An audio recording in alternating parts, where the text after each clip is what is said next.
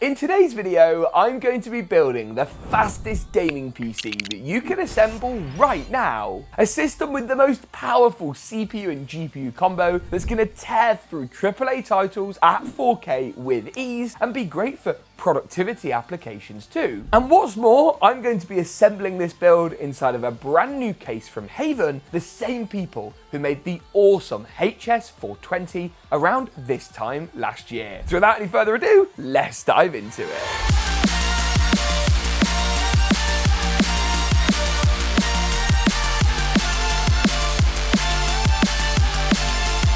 I'm going to kick off today's build by walking through the case first of all, because I actually think this could be one of the most interesting chassis of 2025 so far. Now this right here is the BF360, and as I mentioned in the intro, it's made by the same people who make the HS420, a case that I absolutely love and a case that reviewed incredibly well, especially when you consider that was their first case around this time last year. Now I have seen the BF360 in person before at Computex, so what's in the box shouldn't be a complete surprise, but nevertheless, I'm still pretty excited to take a look. Oh, wow, that's heavy. That is... Oh, no. Oh, that was... How did that just happen? I'm going to get so much hate online. I think it's fine. That wasn't good. This is what happens when you film PC build videos 7 o'clock in the morning. Oh, well, I'm awake now. Moving swiftly on. Here it is. Now, first impressions are it is incredibly heavy. Like, seriously, that's got some weight to it. I don't know how heavy it is compared to competitor options, but I'll put some comparisons on your screen. I guarantee you it's a lot heavier. Now, it shares some of the same design language as the 420, but takes a very different approach. So HAVN are saying that this should be one of the best cases on the market for airflow, full stop. So behind this front cover, which magnetically pulls off, we get these two absolutely enormous 180mm fans. And you can see there's even little touches like the actual fan curve blade edge kind of carries on into the hub, again, which they say is going to help to improve airflow and keep temperatures nice and low. Now, if I spin the case around and I actually take off the side panel, there are some shipping screws I need to remove. So these are screws that they put in for the purposes of shipping the case. The idea is once the case is yours and isn't moving about loads, you can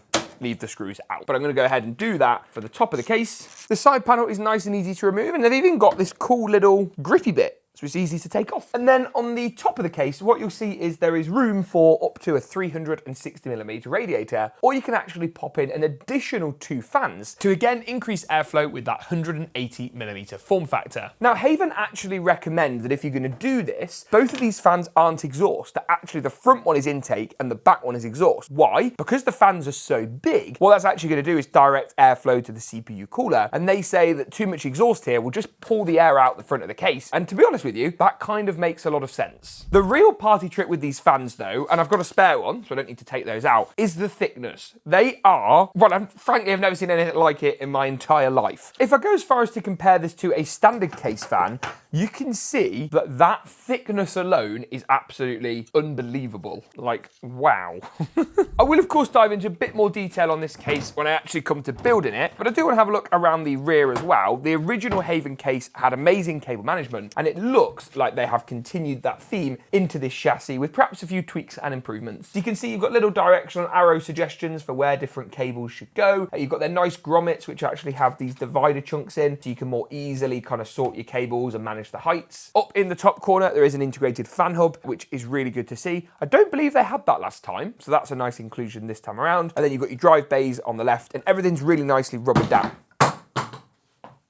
Let's try that again. Everything's really nicely rubber damped, so you can actually minimize all the vibrations. They're obviously trying to compete with the likes of your Fractal Design, the Antec Noctua collab. That's evidently where they're positioning this case, and I have to say, I do quite like it so far. Final thing to note is we have got that GPU airflow scoop at the bottom. It's a bigger, wider scoop than we've seen on other cases, like the, I think the NZXT H5, but not the current one, the older one. And obviously that's becoming more of a trend at the moment. So yeah, it makes sense for them to include that as well. Now then, in terms of the other components I'm going to build inside of this chassis, it's a good time to talk, I think, about the CPU and GPU combo. Now that we know the GPU is not broken, and I'm not going to get cancelled on the internet for my carelessness handling a 5090. That gives it away. I've gone for the 5090. This is the fastest gaming PC you can build. I wanted to build something that's just immensely quick, but a bit more visually calm than normal, without quite so much RGB craziness and stuff. The 5090 is a real feat of engineering. Yes, it's expensive, but in many ways, it's the best card from the 50 series lineup. I don't mean by raw performance, obviously the fastest. I more mean by the fact that it's just amazing in every metric. It's so much quicker than the RTX 5080, so it can warrant that price increase if you want to spend that kind of money. And AMD, frankly, have nothing to come close. The difference between this and basically anything else, even the last gen 4090, is really, really impressive. For CPU, I've gone for the 9950X3D. Now, it was for me a bit of a toss-up between the 9950X3D, the 9800X3D. They had a bit of a fight. I wasn't sure which to pick. I've gone 9950 because of the extra cores. Increasingly in games, we're seeing those cores become more effective, and actually our testing's split. In some titles, the 9800X3D is the faster, pure gaming CPU, and in some titles, it's the 9950X3D. So the choice is yours. If you want the extra cores for video editing, rendering, streaming, I would go for the 9950. If you want to save the cash, the 98 is probably the best bet. In terms of I guess let's do motherboard, memory, and SSD next. I've gone for NZXT's N9X870. The reason being is I think it will match the theme of today's build really well and has everything we need feature-wise for the system today. So you can see it's all pretty blacked out. They've got this really expansive heatsink coverage. The stealthy black design is going to look, I think, pretty awesome in this case. And for that reason, I think it's a great shout. In terms of storage, I've gone pretty all out. I've gone for a 4TB MP700 Pro SE from Corsair. Not the quickest Gen 5 drive on the market, but it's basically up there. You can see we've got read speeds of up to 14K, write speeds of up to 12K. So we've got 12 gigabytes per second on the right. That is insane. And 4TB is going to be a good fit for the build. For the memory, I've gone for something a little bit special. I've gone for Corsair's Dominator Titanium. And I'm actually very lucky because this is a first edition kit they sent me when it launched. Now, the reason I've gone for this memory is because they do a really rather nice non-RGB variant, and you can see it's got this really lovely gold heat spreader on. And I actually think the memory should match the front panel of the case. Maybe not the gold so much, but the actual colour of the DIMMs should tie in really nicely. They do include these little RGB replacements, so if we wanted to go black and we wanted the RGB, we could, but I feel like I want to do something different today. I feel like I want to embrace the case aesthetic a little bit better than that. First up is the CPU. I'm going to install this into the socket on, of course, motherboard by just pushing the arm down, releasing the socket cover, and then dropping the CPU into place.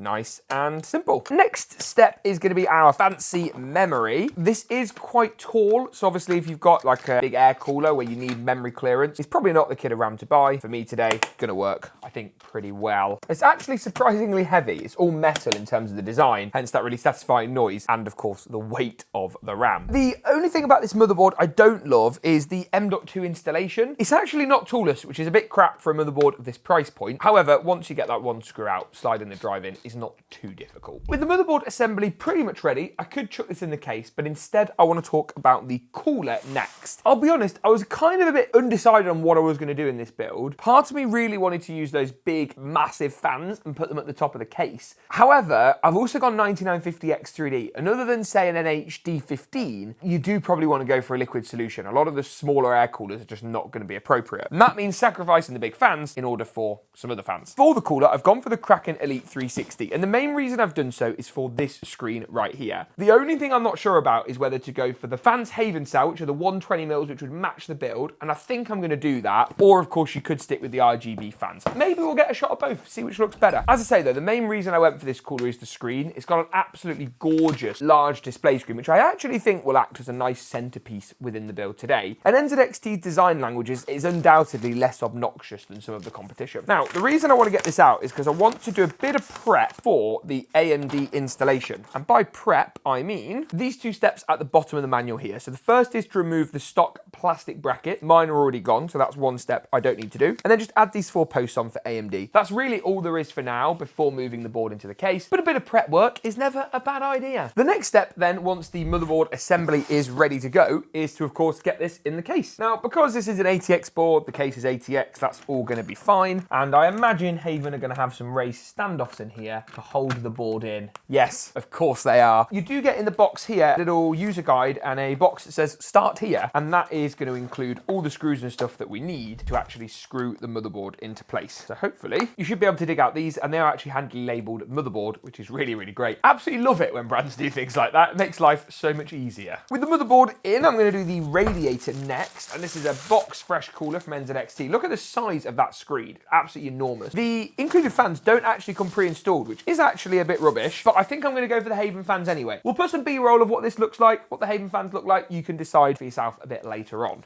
The thing is, even these 120mm fans are really thick, so I'm hoping that they've thought about this and included some radiator screws. They have. It's a good job they're in the box, otherwise we would be, I think you can probably guess what I was going to say.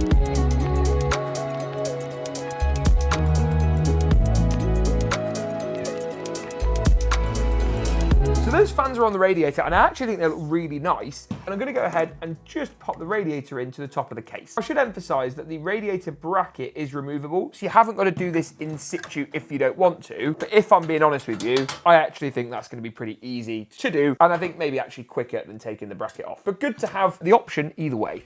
And then I'm going to add the top cover back on, which should be, yeah, easy. Because the cooler has pre-applied thermal paste, all I need to do is remove the cover and then take off the pre-installed Intel brackets. So we want to get rid of those. They're going to be replaced with these AMD brackets, which are going to go on a little something like so, and then be used to secure the cooler over the posts I popped in earlier. The included thumb screws, you can just get these on by hand initially, and then go ahead and manually tighten them up with a screwdriver to get them nice and firm. With the cooler in, the whole thing is starting to actually look really quite nice. I'm gonna do the power supply next. Now this video, it's not gonna be a full cable and wiring guide. You guys have seen I've done that on the channel before, and I'll link it in the cards now. So give me a moment to get this PSU in and do the front panel wiring at the same time. Good stuff. So finally, it's time for the GPU. And I think the Founders Edition 5090, if you can get your hands on one and you haven't dropped it on the floor, would be the right pick for this build. Aesthetically, I think it makes the most sense. Now, hovering it into the case, and it becomes clear we need to remove the second and third PCI lanes. A good test is, are the thumb screws? Yeah, they're very tight. So go ahead and just remove those with a screwdriver. That's the thing with a thumb screw. It's a good idea, but very often on most cases, the thumb screws are too tight to actually manually take out, and then go ahead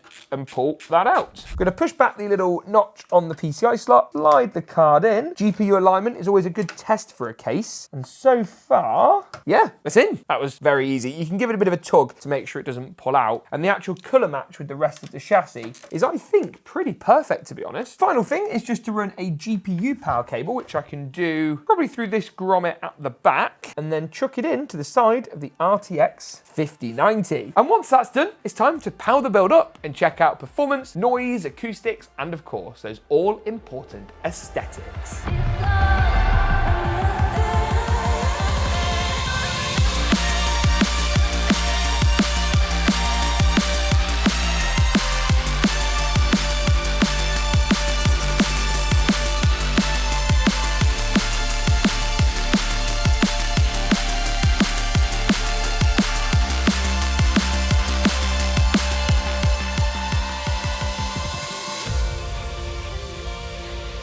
Fantastic stuff. Now, I have to say, I really like how this thing looks. Everything from the front panel of the case to the interior, it's stealthy, it's sleek, and it's really quite minimalist in a way that I'm not really that used to here on the channel. But how does this build actually perform? Well, the first thing to look at is temperatures. CPU and GPU temperatures are decidedly nice and low across all of the gaming scenarios we tested. Take this run of Apex, for example, where we're seeing at high loads, CPU temperatures of around about 65 degrees and GPU temperatures that sit below the 60-degree mark on average. And that was consistent across a wide range of titles that we tested. Now, on your screen is a summary of all the different results that we were able to gather from this build. And as you can see, here tested pretty much at 4K across the board, with the exception of Fortnite, which we always test at 1080p Ultra, sees a pretty fantastic set of results. Taking a closer look at one or two of these titles, and let's start off with Apex Legends. Now, at 4K high settings, the 5090 and 9950X3D inside of our HAVN system both perform performed really well. And you won't be too surprised to see this build basically hit Apex's 300 FPS in-game cap. Apex limits frame rate at this 300 frame per second marker,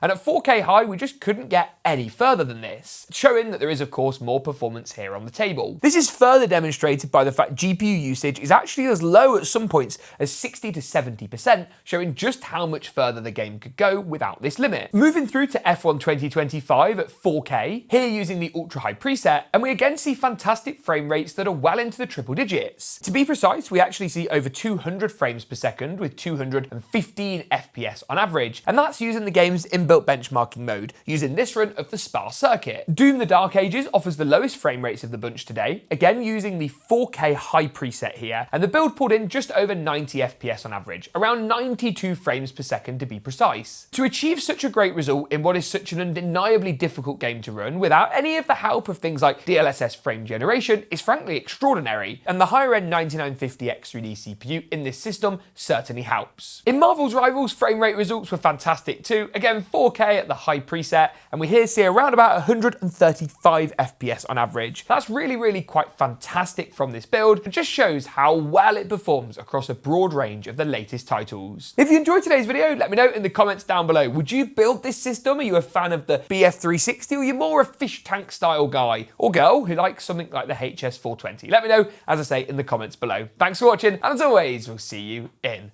the next one.